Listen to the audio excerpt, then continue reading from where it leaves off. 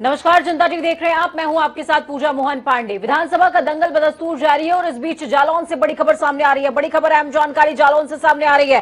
जालौन से बड़ी खबर, उरई विधानसभा क्षेत्र में ईवीएम खराब होने की खबर आ रही है। 470 ग्राम गुड़ा में ईवीएम खराब हुई है। ईवीएम खराब, अभी तक नहीं शुरू हो पाया है मतदान। तो बेहद बड़ी और अहम जानकारी आपको दे रहे हैं जालौन के उरई से, उरई विधानसभा क्षेत्र जहां पर ईवीएम खराब हो गई है। बूथ संख्या भी आपकी टीवी स्क्रीन पर 470।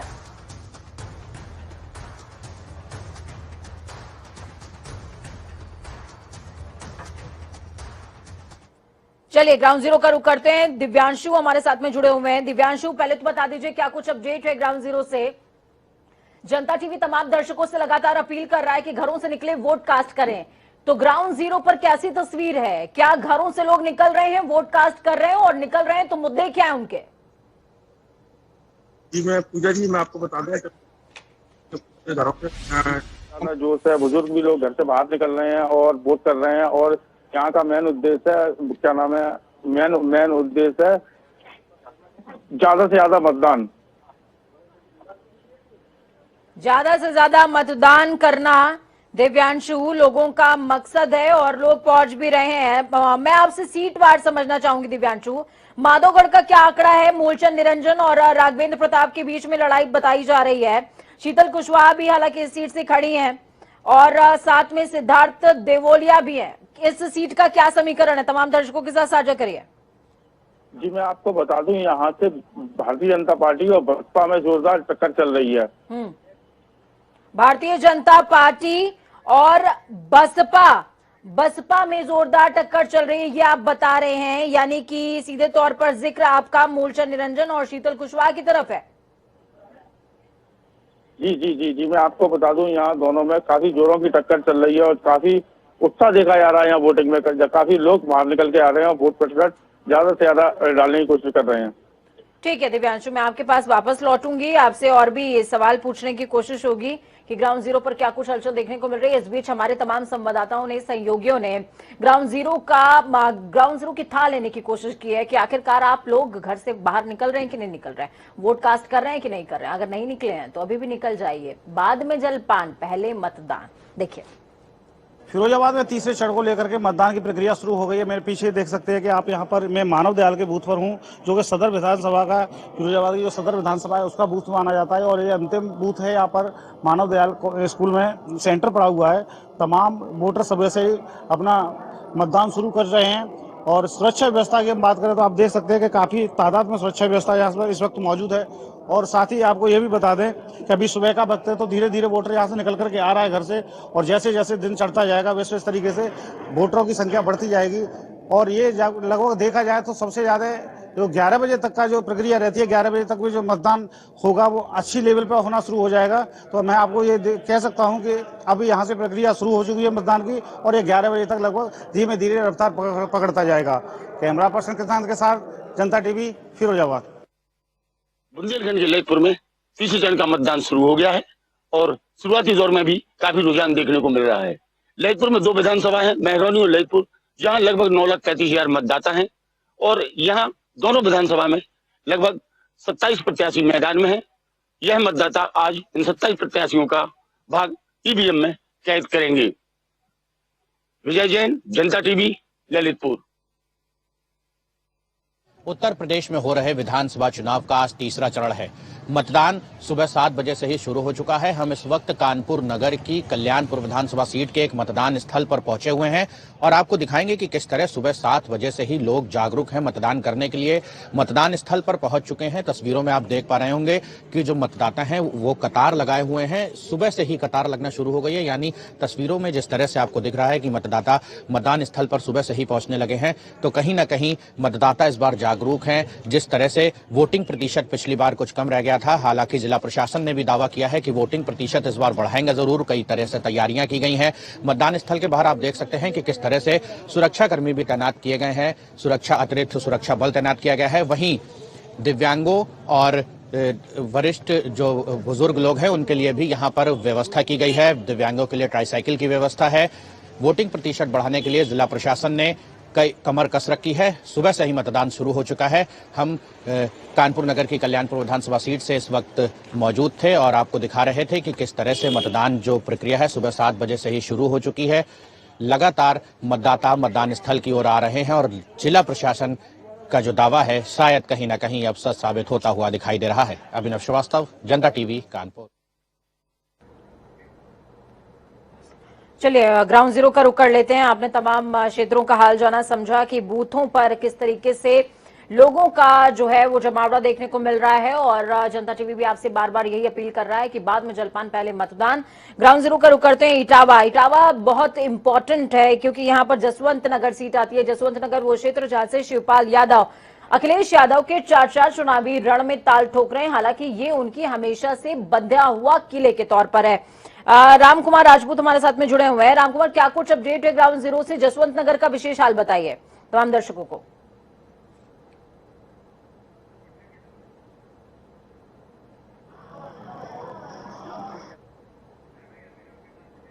चलिए ग्राउंड जीरो का रुख करते हैं। अभिनव कानपुर से जुड़े हुए हमारे साथ में। अभिनव, क्या कुछ अपडेट ग्राउंड जीरो से?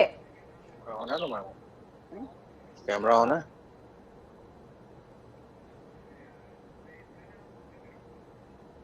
तो आपको बता दें कि एक वोट से जीत हार तय होती है। ऐसे में जनता टीवी आपसे लगातार अपील कर रहा है कि घरों से निकलिए, वोट कास्ट कीजिए। अगर आज नहीं तो कभी नहीं। 5 सालों तक अपने प्रत्याशी से आप सवाल नहीं पूछ पाएंगे।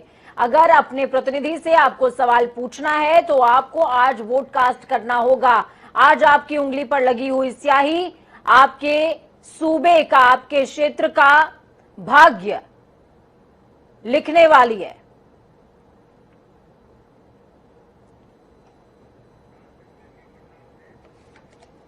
तो कासगंज से शिव प्रताप हमारे साथ में जुड़ चुके हैं, सहयोगी हमारे। शिव प्रताप, क्या कुछ अपडेट है ग्राउंड जीरो से? कासगंज में लोगों के अंदर किस तरह का उत्साह देखने को मिल रहा है और मुद्दे क्या है? लोगों के लिए सुबह से ही 7 बजे से ही लाने लगाना शुरू हो गई है और जबरदस्त वोटिंग जारी है और जगह जगह पुलिस फोर्स तैनात है, चप्पे चप्पे पर पुलिस तैनात है। यहाँ पर सुरक्षा परेशानी हो रही है। श्रीमान अखिलेश यादव जी को अपने पिताजी को बुलाना पड़ा कन्वेंसिंग करने। वो कहते मैं वहां जाऊंगा नहीं, खुद भी कन्वेंसिंग करी। आदरणीय श्री मुलायम सिंह यादव जी को वहां पर बुलाया। उनकी अपनी सीट फंसी हुई है, अपनी सीट पहले बचाएं, बाकी प्रदेश के बारे में बराबर आ रहे हैं अखिलेश यादव के कि अगर अपनी बार सरकार उनकी आ रही है तो जो दंगाई है, जिन संपत्तियां जब्त की गई, देखिए वो निश्चित रूप से हम तो कह ही रहे हैं कि वो दंगाइयों के साथ हैं। उनके समय में दंगा होता था, दंगाइयों के सुरक्षण है, दंगाइयों के मुकदमे वापस लेते हैं, आतंकवादियों के मुकदमे वापस लेते हैं। वही तो वो कह रहे हैं जो हम कह रहे हैं। हम तो यही तो कह रहे हैं कि ये दंगा कराते हैं। हमने दंगाइयों के खिलाफ मुकदमे लिखे, वो कहे हम दंगाइयों के खिलाफ मुकदमे वापस ले लेंगे। हमने यही तो कहा है कि हम आतंकवादियों के खिलाफ मुकदमे लिखेंगे, उनको जेल भेजेंगे। वही कहते हैं हम आतंकवादियों को छोड़ देंगे, उनको मुकदमे वापस। यही तो इशू है जो हम कह रहे हैं, वही बात तो मान रहे हैं। जनता भी इस बात को समझ रही है। सुप्रीम कोर्ट ने तो ये कहा है जो सीएए के खिलाफ प्रदर्शनकारी थे उनके वापस। देखिए प्रदर्शनकारियों का बात अलग है, जिनके खिलाफ मुकदमा लिख गया, कानून अपना काम करता है। आतंकवादियों जिन्होंने, ये अखिलेश यादव जी तो हैं जिन्होंने आतंकवादियों के मुकदमे वापस लिए थे। आज जिस समय उसी कोर्ट ने तो जो गुजरात में दिया वर्डिक्ट, जिसमें उन्होंने फांसी की सजा सुनाई है, उन्हीं के परिवार वाले लोग जिनके साथ चले, उनके पिताजी, और आज भी उन्होंने कहा जिनका ये साथ लेते हैं। आज तो चलिए ग्राउंड जीरो का रुख करते हैं। फिरोजाबाद से दीपक हमारे साथ में मौजूद होंगे। कासगंज से शिव प्रताप लगातार बोल ही रहे थे और कानपुर से अभिनव हमारे साथ में ग्राउंड जीरो की अपडेट आपको देंगे। फिरोजाबाद का रुख सबसे पहले करते हैं।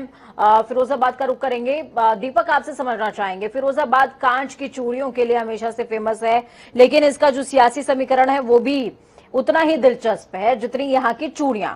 तो आप तमाम दर्शकों को ये बताइए सबसे पहले तो कि क्या मतदाता पहुंच रहे हैं वोट कास्ट करने के लिए, और पहुंच रहे हैं तो उनके मुद्दे क्या हैं? बिल्कुल पूजा, ये आपने बिल्कुल सही कहा कि फिरोजाबाद की कहीं ना कहीं जो पहचान है वो चूड़ियों से और सुहाग नगरी के भी नाम से फिरोजाबाद जाना जाता है। लेकिन कहीं ना कहीं इसके साथ साथ आपको ये भी बता दें कि तो सैफी परिवार की भी इसमें अलग पहचान बनी हुई है और ये समाजवादी पार्टी का गढ़ भी बोला जाता है, जिसमें फिरोजाबाद की 5 सीटें हैं। इन 5 सीटों में 3 सीटों पर एक हॉट सीट मानी जाती है, जिसमें सिरसागंज है, जसराना है और शिवकाबाद विधानसभा है। अगर हम आगे की अगर बात करें अगर सिरसागंज विधानसभा की, तो सिरसागंज विधानसभा में जो मुलायम सिंह के समधी हैं हरिओम यादव, अब तक वो समाजवादी पार्टी से 3 बार के विधायक रह चुके हैं और जब पारिवारिक कलह के चलते उन्होंने शिवपाल का साथ लिया और जब शिवपाल भी परिवार में शामिल होने के बाद वो बगावत कर गए और अब ये जाकर के भारतीय जनता पार्टी में शामिल हुए हैं। वहीं समाजवादी पार्टी से सर्वेश यादव को टिकट दिया हुआ है, तो आपस में एक कड़ी कांटे की टक्कर चल रही है। और ये कहीं ना कहीं शीर्षागंज जो विधानसभा है सैफी परिवार से जुड़े होने के कारण और समाजवादी पार्टी की एक नाक भी है, जिसके चलते राष्ट्रीय अध्यक्ष खुद अखिलेश यादव यानी दो की जनसभा की है सर्वेश यादव के समक्ष में। और कहीं ना कहीं कांटे की ताकत जो टक्कर है वो सीधी रामगोपाल यादव और हरिओम यादव के बीच में, क्योंकि आए दिन आपने विवादित बयान भी सुने होंगे हरिओम के और रामगोपाल जी के। तो ये कहीं ना कहीं आपस में कड़ा टकराव है सामने का और इस सीट पे कड़ी पेचीदा सीट है और टक्कर चल रही है। और साथ में अगर आपको बता दें कि 2017 की हम बात करें इसी सीट पे तो हरिओम यादव ने एक जीत हासिल की थी। वही 2007 में भी 2017 में हरिओम यादव को 90,228 वोट प्राप्त हुए थे और अपने प्रतिद्वंदी। ठीक है, मौजूदा समीकरणों पे मैं आऊंगी जब आपके पास दोबारा आऊंगी दीपक मैं, तो मैं मौजूदा जो समीकरण बन रहे हैं वो समझना चाहूंगी, क्योंकि 2017 की बात की जाए और आज 2022, इस दौरान देश ने, प्रदेश ने और क्षेत्र ने, तीनों ही जगहों ने कहीं ना कहीं पैंडेमिक के दो दौर देख लिए हैं और ये दौर जो हैं उन्होंने सारे समीकरणों को तब्दील कर दिया है। कानपुर का रुख मैं करूंगी, अभिनव हमारे साथ लगातार जुड़े हुए हैं। अभिनव, मैं आपसे समझना चाहूंगी, कानपुर हर लिहाज से उतना ही बड़ा क्षेत्र भी है, कानपुर हर लिहाज से इंपॉर्टेंट भी है, उद्योग नगरी कानपुर। और जब हम कानपुर का जिक्र कर रहे हैं तो उसमें ग्रामीण भी आता है, देहात भी आता है और भी तमाम क्षेत्र आ जाते हैं। लेकिन कानपुर का मौजूदा जो वोटर है वो क्या समझ पा रहा है, उसके मुद्दे क्या हैं और क्या वोटर्स घर से निकल करके बूथ तक पहुंच रहे हैं क्या? बिल्कुल, आपको बता दूं कि तीसरे चरण का जो मतदान प्रक्रिया है वो सुबह 7 बजे से ही शुरू हो गई थी।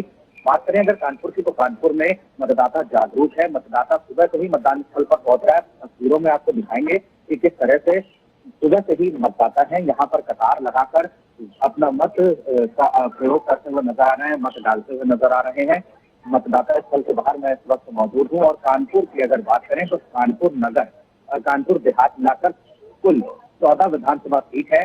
कई मुद्दे हैं जिन पर इस बार जो यहाँ की जनता है, यहाँ के मतदाता है, वोट करने जा रहे हैं। मुख्य मुद्दे अगर कानपुर देहात और कानपुर ग्रामीण इलाकों की बात करें तो विकास का तो मुद्दा है, साथ ही साथ आवारा जानवर एक बहुत बड़ा मुद्दा होने वाला है। हमने लगातार इस पर रिपोर्टिंग की है, दिखाया भी है कि किस तरह से लोग आवारा जानवरों की दिक्कत से परेशान थे। हालांकि प्रदेश सरकार की और अन्य कार्यों से जिस तरह से उन्होंने राशन वितरण का भी मुद्दा उठाया था, तो कहीं ना कहीं खुश जरूर थे, लेकिन कई मुद्दे हैं, विकास का भी मुद्दा है, बेरोजगारी भी मुद्दा है। कई मुद्दों पर यहाँ के जो वोटर्स हैं वो वोट करने जा रहे हैं, क्योंकि कानपुर नगर और कानपुर देहात की 14 विधानसभा सीटों में उत्तर कैसे देख रहे हैं इस बार के रुझान को? इस वक्त मेरे साथ मौजूद है शिवपाल सिंह यादव। सर, आप वोट कास्ट करके आ रहे हैं, क्या माहौल देख रहे हैं?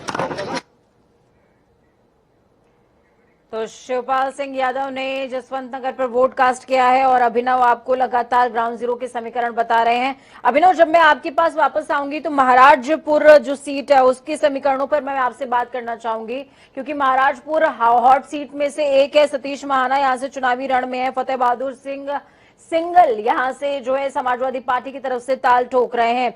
इस बीच बड़ी खबर सामने आ रही है कन्नौज से, बड़ी खबर, अहम जानकारी तमाम दर्शकों को दे दें। कन्नौज की तिरवा विधानसभा पर ईवीएम खराब होने की खबर, बूथ संख्या 220 पर ईवीएम खराब होने से मतदान बाधित हुआ है। सपा ने ट्वीट करते हुए चुनाव आयोग से शिकायत करी, बहुत से मतदाता बिना मतदान के बैरंग लौट रहे हैं, साहब इसे ठीक कराइए, ठीक नहीं होगा तो वोट प्रतिशत बढ़ेगा कैसे। पोलिंग बूथ पर लगी है वोटरों की लंबी कतार, लेकिन वोट कास्ट कैसे हो, ईवीएम तो खराब है।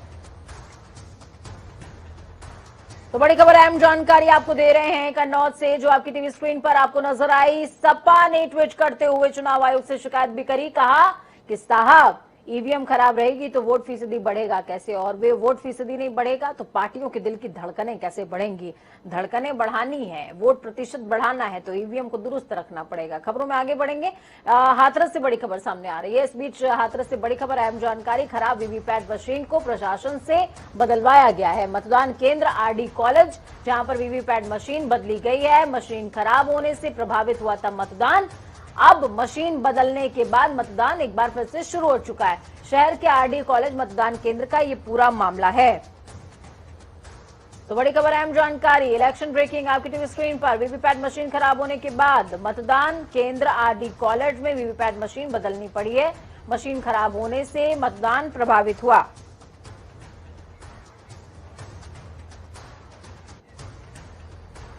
तो हाथरस से हमारे संवाददाता निंजय हमारे साथ में जुड़ चुके हैं। निंजय, क्या कुछ अपडेट है ग्राउंड जीरो से?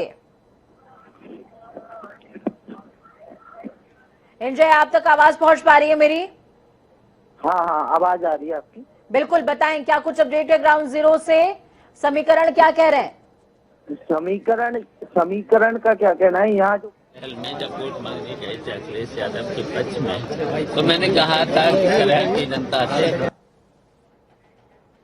हो पाया। अब सुचारू रूप से यहाँ पर मतदान चल रहा है। निंजय, सुचारू रूप से मतदान चल रहा है, आप बता रहे हैं। सुरक्षा के कैसे इंतजामात हैं? और इस समय जब हम वोट की बात कर रहे हैं, वोट कास्ट होने की बात कर रहे हैं, तो पैंडेमिक का भी दौर चल रहा है। पैंडेमिक को देखते हुए किस तरीके के इंतजामात किए गए हैं? यहाँ पर बूथों पर लगातार सुरक्षा व्यवस्था के कड़े इंतजाम प्रशासन की तरफ से किए गए हैं और जो भी मतदाता यहाँ वोट करने आ रहे हैं वो चेहरे पर मास्क के साथ लगातार वोटिंग कर रहे हैं। और वहीं दूसरी तरफ प्रशासन की तरफ से हैंड सैनिटाइजर का उपयोग करते हुए मतदाताओं के सैनिटाइज करते हुए लोगों से मतदान कराया जा रहा है लगातार। ठीक है निंजय, तमाम दर्शकों को हाथरस की समीकरण एक बार समझाइए। हाथरस, सादाबाद और सिकंदरा राव, इस क्षेत्र में 3 विधानसभाएं आती हैं। इनके समीकरण क्या कह रहे हैं? टक्कर किसके बीच में? एक एक के नाम के साथ समझाइए तमाम दर्शकों को। जो सादाबाद की जो विधानसभा सीट है वहाँ कांटे की टक्कर मानी जा रही है। वहाँ सपा की तरफ से प्रत्याशी गुड्डू चौधरी खड़े हुए हैं चुनावी मैदान में। वहीं दूसरी तरफ जो भाजपा की तरफ से रामवीर उपाध्याय चुनावी मैदान में है। और लगातार देखा जा रहा है कि जनता की तरफ से कहा जा रहा है कि यहाँ पर कांटे की टक्कर देखी जा सकती है और जो हार जीत का जो अंतर होगा ये भी देखा जा सकता है कि ये लगभग 5 से 4 हजार के बीच में रहेगा, ऐसा यहाँ जनता का कहना है। वही दूसरी तरफ अगर हम सिकंदराबाद विधानसभा की बात करें तो भाजपा की तरफ से वीरेंद्र राणा खड़े हैं, वहीं सपा की तरफ से अमित बघेल चुनावी मैदान में हैं। वहीं बसपा प्रत्याशी अवधेश सिंह भी टक्कर में माने जा रहे हैं। तो वहाँ तीनों जो प्रत्याशी हैं वो एक दूसरे को फाइट करते हुए नजर आ रहे हैं। अब बात अगर हाथरस सदर की जाए तो हाथरस सदर पर एक तरफा माहौल नजर आ रहा है। भाजपा प्रत्याशी अंजुला माहौर के भाजपा प्रत्याशी अंजुला माहौर को जो बीजेपी ने चुनावी मैदान में उतारा है उनका माहौल बहुत ही पॉजिटिव देखा जा रहा है और लगातार जनता की तरफ से कहा जा रहा है कि हम भाजपा को वोट करेंगे। और वहीं दूसरी तरफ बसपा ने जो अपना प्रत्याशी उतारा है संजीव कुमार काका, वो कहीं न कहीं फाइट करते हुए देखे जा सकते हैं। ठीक है, सादाबाद सीट की अगर मैं बात करूं निंजय, रामवीर उपाध्याय जो पहले समाजवादी पार्टी में हुआ करते थे, अब बीजेपी का दामन उन्होंने थाम लिया है, तो क्या वो अपने नाम के साथ में पार्टी सिंबल को जो उन्होंने बदला है वो लोग उस बात को समझ पा रहे हैं, रामवीर को पसंद कर रहे हैं, उनके मुद्दों को पसंद कर पा रहे हैं क्या? रामवीर उपाध्याय एक जिला हाथरस के बहुत बड़े ब्राह्मण नेता रहे हैं और ब्राह्मण चेहरा रहे हैं। लगातार लोग उन्हें पसंद करते आए हैं और उनकी एक अलग ही छवि जिला हाथरस में देखी जा सकती है, जो लोग उन्हें पसंद करते हैं। पिछली बार का जो इलेक्शन रहा था उसमें कहीं न कहीं उनको जाटव जो वोट बैंक था वो भी बहुत ज्यादा मिला था और ब्राह्मणों का पूरा वोट बैंक मिला था। इस बार जो उम्मीद है भाजपा में आने के बाद कि जो निचली जाति का जो वोटर है वो भी भाजपा को वोट करेगा और ब्राह्मण पूरी तरह से रामवीर उपाध्याय के साथ नजर आ रहा है। ठीक है, वही अगर दूसरी तरफ बहुत शुक्रिया निंजय हमारे साथ जुड़ने के लिए, अहम जानकारी ग्राउंड जीरो से साझा करने के लिए। तो निंजय जुड़े जिन्होंने बहुत ही बेहतरीन जानकारी आपके साथ साझा करी है, सीट वाइज समीकरण भी बताया कि लोगों में उत्साह है और क्यों लोग किस प्रत्याशी को पसंद करेंगे। इस बीच बड़ी खबर सामने आ रही है, कासगंज से बड़ी खबर, अहम जानकारी तमाम दर्शकों को दे रहे हैं। कासगंज में कन्या डिग्री कॉलेज में ईवीएम खराब होने की खबर है। बूथ संख्या 341 बताई जा रही है जहां पर ईवीएम मशीन खराब हो गई है। ऐसे में जनता टीवी चुनाव आयोग से अपील करता है कि कृपया इन तमाम दिक्कतों को दुरुस्त कराइए, क्योंकि अगर ये दिक्कतें दुरुस्त नहीं होंगी वोटिंग परसेंटेज प्रभावित होगा। तो कासगंज में बूथ संख्या 341 पर ईवीएम मशीन खराब हुई है। और इस बीच कासगंज से हमारे संवाददाता शिव प्रताप जुड़े हुए हैं हमारे साथ में लगातार। शिव प्रताप, क्या कुछ अपडेट ग्राउंड जीरो से? कासगंज का समीकरण क्या कहता है? ईवीएम मशीनें क्यों खराब हो रही हैं इस क्षेत्र में? ईवीएम मशीनों के लिए पूरी तैयारी कर रखी थी कि जहां ईवीएम मशीन खराब है, कोई टेक्निकल प्रॉब्लम हो सकती है, ये मशीनों की बात है, लेकिन जल्द से जल्द ठीक कराने की बात प्रशासन कह रहा है। अगर बात की जाए तो कासगंज जनपद में 3 विधानसभाएं आती हैं, कासगंज सदर 101 कासगंज सदर, 102 अमापुर और 103 पटियाली विधानसभा। बात की जाए कासगंज विधानसभा की तो यहाँ भारतीय जनता पार्टी से देवेंद्र सिंह राजपूत जो कि पहले विधायक रह चुके हैं एक बार और दूसरी बार भाजपा ने उन पर दाव लगाया है, तो दूसरी तरफ समाजवादी पार्टी ने जो पूर्व मंत्री हैं मानपाल सिंह वर्मा उनके लिए प्रत्याशी बनाया है और बसपा ने मुसलमान के लिए मुस्लिम समुदाय से जो आते हैं उनके लिए प्रत्याशी बनाया है। लेकिन अगर बात की जाए कासगंज विधानसभा की तो सीधी सीधी टक्कर भाजपा और समाजवादी पार्टी में देखी जा सकती है। यहाँ पर जो कासगंज शहर है, जो कासगंज सदर है, वह कल्याण सिंह का गढ़ भी माना जाता है। यहाँ पर लोधी मतदाता सबसे ज्यादा 85,000 लोधी कासगंज विधानसभा पर हैं। इसीलिए सपा और भाजपा ने दोनों ने लोधी समाज के प्रत्याशी को यहाँ पर प्रत्याशी बनाया है, लोधी समाज को मैदान में उतारा है। अब बात की जाए 101 विधानसभा क्षेत्र अमापुर की तो वहां भी कल्याण सिंह का गढ़ माना जाता है और भारतीय जनता पार्टी ने जिला पंचायत सदस्य हरिओम वर्मा को मैदान में उतारा है, क्योंकि वहां से पहले जो विधायक थे देवेंद्र प्रताप सिंह उनकी हार्ट अटैक से मौत हो जाने के कारण वहां पर समीकरण बदला और जिला पंचायत सदस्य हरिओम को वहां पर प्रत्याशी बनाया। अब दूसरा फैक्टर वहां पर समाजवादी पार्टी ने जो स्वामी प्रसाद मौर्य फैक्टर लागू हुआ उसके तहत सतपंथ साकी को प्रत्याशी बनाया है। तो बसपा ने भी 101 अमापुर विधानसभा पर सुभाष शाक्य जो कोई शाक्य समुदाय से ही आते हैं तो वहां पर बसपा ने शाक्य प्रत्याशी उतारा है। अब वहां की स्थिति यह है कि वहां पर बसपा से सीधी टक्कर भारतीय जनता पार्टी की हो रही है, बसपा वर्सेज भाजपा। अब 102 विधानसभा का समीकरण अगर कहा जाए तो पटियाली विधानसभा क्षेत्र मुस्लिम बाहुल क्षेत्र कहा जाता है, जिसमें रामपुर से आजम खान थे जो समाजवादी पार्टी के कद्दावर नेता हैं, उनके खानदान की बहू नाजरा सुल्तान जो कि पूर्व सांसद मुशीर मियां की बेटी भी है, यहाँ पर जो कांग्रेस से पूर्व में सांसद रहे थे। जब भी इंदिरा गांधी इनके कासगंज में आई, जनपद एटा में आए तो मुशीर मियां उनके साथ रहे, तो वो समाजवादी पार्टी ने प्रत्याशी बनाई है। वहीं 3 बार के जीते हुए भारतीय जनता पार्टी ने 3 बार के जीते हुए शाक्य प्रत्याशी ममतेज शाकी को वहां पर प्रत्याशी बनाया है। वहां पटियाली विधानसभा की अगर बात की जाए तो समाजवादी पार्टी और भारतीय जनता पार्टी में कांटे की टक्कर चल रही है। अब देखते हैं तीनों विधानसभाओं में जिस तरह से 2017 में कमल खिला था, क्या इस बार भी भारतीय जनता पार्टी कमल खिला पाएगी? जी बिल्कुल शिव प्रताप, मैं आपके पास वापस लौटूंगी और जब मैं वापस आपके पास लौटूंगी तो मेरा सवाल आपसे पैंडेमिक के दौर को लेकर के होगा। इस बीच बड़ी खबर सामने आ रही है, हमीरपुर से बड़ी खबर है। हमीरपुर में रात में उमनिया में ईवीएम मशीन खराब हो गई है। अभी तक एक भी मतदान इस क्षेत्र में नहीं हो पाया है।